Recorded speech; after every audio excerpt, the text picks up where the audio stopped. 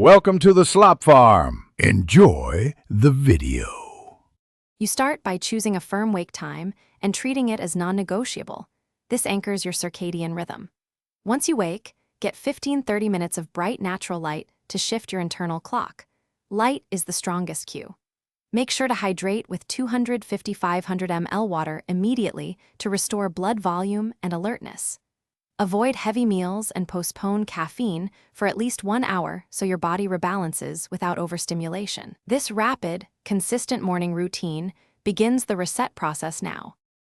Once morning is under control, protect the daytime to preserve sleep pressure for the evening. If you must nap, keep it to one short nap of 20-30 minutes and finish it before mid-afternoon so you don't reduce nighttime sleep drive. Make sure to include moderate exercise, walking, or a short workout, about 4 to 6 hours before your target bedtime to deepen sleep later. Then lower ambient light after 18:00 and stop screens 60-90 minutes before bed to reduce blue light and melatonin suppression. As your chosen bedtime approaches, begin a 60-90 minute wind down with relaxing cues so your body learns the routine. Take a warm shower, dim lights, and practice 10 minutes of slow breathing or progressive relaxation to lower arousal. These actions raise sleep-promoting signals. Once in bed, if you're not asleep within 20 to 30 minutes, get up, go to a low-stimulation room, and repeat the same sequence.